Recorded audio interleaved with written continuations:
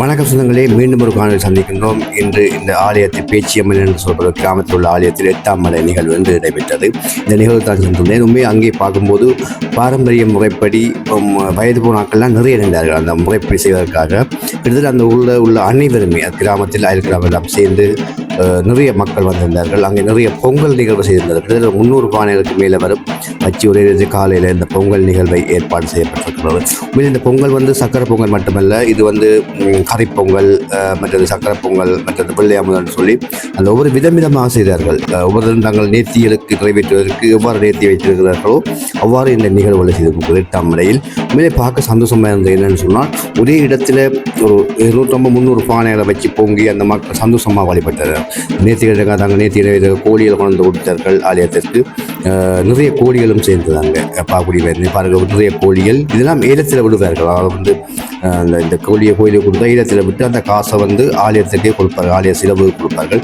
நிறைய கோழிகள் மலிவான முறையிலே ஏலத்தில் எடுக்கப்பட்டிருந்தது. நிறைய கோழிகள் பாக்குடி இருந்தது.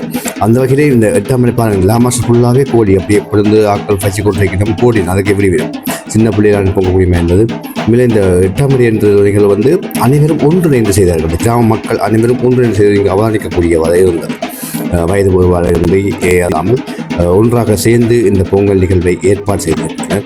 அனைவரும் தங்கள் நேர்த்தி கோழிகள் 1 கோழி 2 கோழி அம்மா பாருங்கள் வயது உயரத்தில் அந்த நிகழ்வை செய்து கொண்டிருக்கணும். மேலே இந்த தங்கள் வேலைகள் இது ஆடு கோழி மேலே இந்த என்ன சொல்கிறது தெய்வீக சக்தி, தெய்வீக நம்பிக்கை என்பது இங்கே பார்க்கக்கூடியவாறு இருந்தது. அவ்வாறு ஒரு சிறப்பான ஒரு ஆலயத்திலிருந்து அவரை குடிக்க இருந்தது. ஆட்டுக்கடையாக கொடுத்திருந்தார்கள், ஏலத்தை விட்டார்கள். ஏலத்தை விட்டு அதை விட்டு அந்த காசை கொடுத்திருந்தார்கள். நல்ல ஒரு சிறப்பான நிகழ்வாகவே இருந்தது.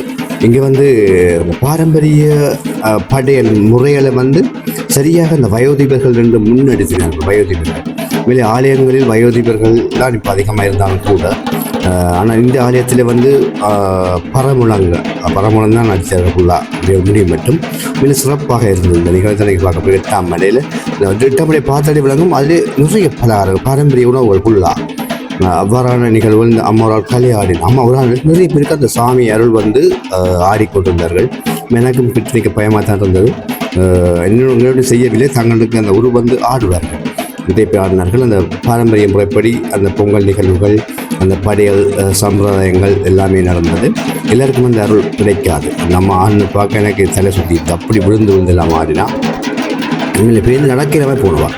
அவ்வாறான ஒரு நிகழ்வு இன்று அவரைக்கூடிய இருந்தது. அது ஒளிப்பதிவு செய்யக்கூடிய மாதிரி இருந்தது. வெளியே இந்த ஆலயங்கள புதுமைத்தன்மையும் ஆலயங்கள மகிமையும் அந்த ஒரு மக்களின் செயற்பாடில் வைத்துத்தான் பார்க்கணும். எனக்கு ஒரு இதாக இருந்தது என்னென்னு சொன்னால், இவ்வளோ ஒரு புதுமையான ஆலயம் நம்பிக்கையோடு செய்கிறார்கள் என்றால் உண்மையிலே எங்களுக்கு அப்பற்பட்ட சக்தியும் இருக்குது, இல்லை என்று இல்லை. அந்த ஊர் மக்கள் கூடிய அந்த நிகழ்வில் பெரிய ஒரு 8ஆம் மலையை பெரிய நிகழ்வாக செய்திருக்கிறார்கள்.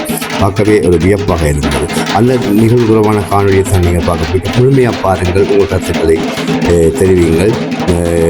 இந்த நிகழ்வு பாருங்கள், உங்கள் ஊரிலும் இவ்வாறு நிகழ்வு நடந்திருக்கு. ஆனால் கிராமப்புறங்கள் நடக்கிற நிகழ்வுன்றது கொஞ்சம் வித்தியாசமாக இருக்குது. நகர்ப்புறங்கள் கிராமப்புறங்கள் அந்த பாரம்பரிய முறைப்படி செய்தார்கள்.